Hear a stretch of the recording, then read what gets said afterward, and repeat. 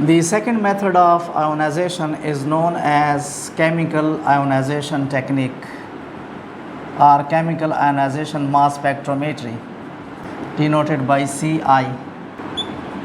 It is called CIMS, chemical ionization mass spectrometry. In chemical ionization, the sample which is being analyzed is mixed with a pre-ionized gas or a volatile liquid and introduced into the ionization chamber.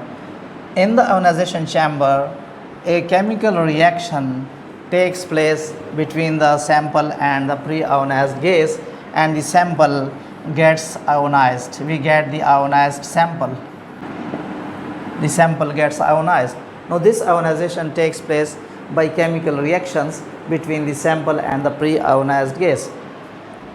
Now the mechanism of this ionization process may be, there may be different mechanisms followed for the process of ionization. Either there may be a proton transfer between the pre-ionized gas and the proton sample, there may be an electron transfer between the pre-ionized gas and the ionized sample, or there may be adduct formation.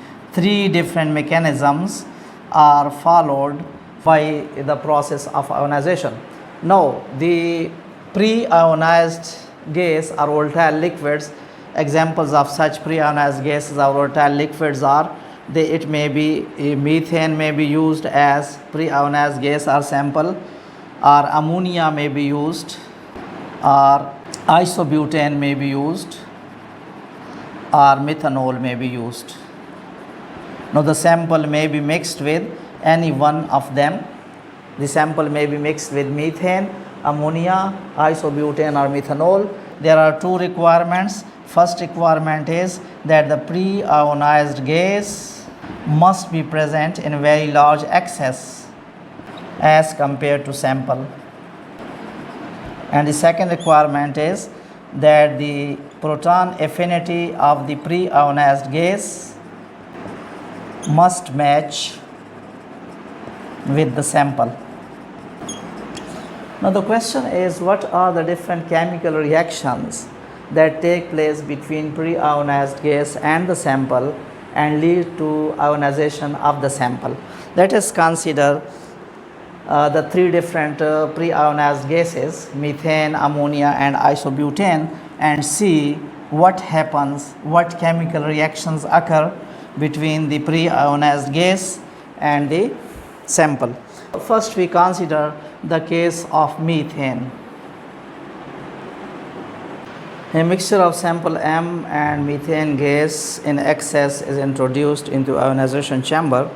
In the ionization chamber, the methane gas is bombarded with electrons so that it gets ionized by the following reactions: CH4 gas plus electron, CH4 plus 2 electron, CH4 plus CH4. A proton is transferred from CH4 positive ion to CH4 so that we get CH5 positive ion and we get CH3 free radical.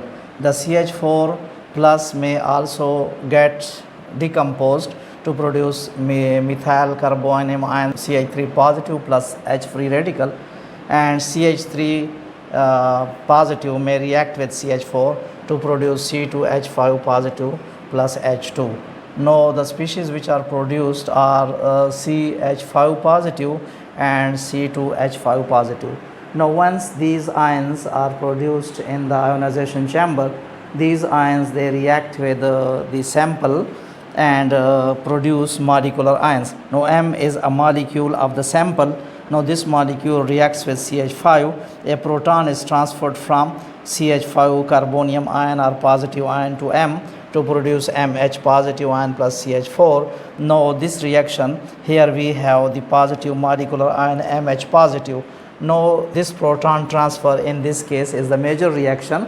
However, the molecules of the sample may react with C2H5 positive ion or higher homologues to produce adducts MC2H5 positive ion.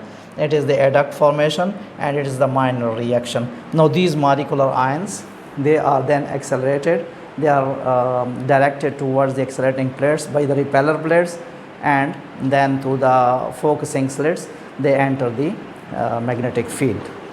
If ammonia gas is used as the pre-ionized gas, and then the ammonia mixture of ammonia and the molecules of organic compound M are introduced into the ionization chamber, the ammonia gas gets ionized by bombardment with electrons, and we have the reactions for ionization of the gas: NH3 plus electron, NH3 positive plus 2 electrons. The NH3 positive ion then react with another molecule of ammonia. A proton is transferred from NH3 positive to NH3 neutral molecule, so that we get NH2 free radical plus NH4 positive ion. Now this ammonium ion represents the pre-ionized gas, and this ammonium ion then transfers a proton to the sample and produces a molecular ion plus ammonia gas is regenerated. This molecular ion is then accelerated by the accelerating plates, focused by the slits, and introduced into the magnetic field. Isobutane can also be used as a pre-ionized gas. Now when a mixture of isobutane and the organic molecules is introduced into the ionization chamber, the isobutane gets ionized by bombardment with electrons. Now the reactions are isobutane plus electron. One electron is ejected from the isobutane molecule to produce molecular ion CH3 whole 3 CH positive ion plus 2 electron, CH3 whole 3 CH4 CH positive. Now it loses a hydrogen free radical to produce a tertiary butyl carbocation CH3 whole 3 C positive plus H free radical. Now this tertiary butyl carbocation is the pre-ionized gas. It can cause ionization of the gas molecules or sample molecules either through transfer of proton or through the formation of adducts. Now in the first reaction CH3, there is a transfer of proton. A proton is transferred from tertiary butyl carbocation to the sample, and we have CH3 whole 2 C double bond CH2. One electron is transferred from here, and we get MH positive ion molecular ion. Now there may also be a process of adduct formation between the tertiary butyl cation and the sample molecule. CH3 whole 3 C positive plus sample molecule, we get CH3 whole 3 C M positive ion. It is the adduct. Thus tertiary butyl carbocation can ionize the sample molecules either through the transfer of proton or through the formation of adduct, as in case of methane. Allah Hafiz.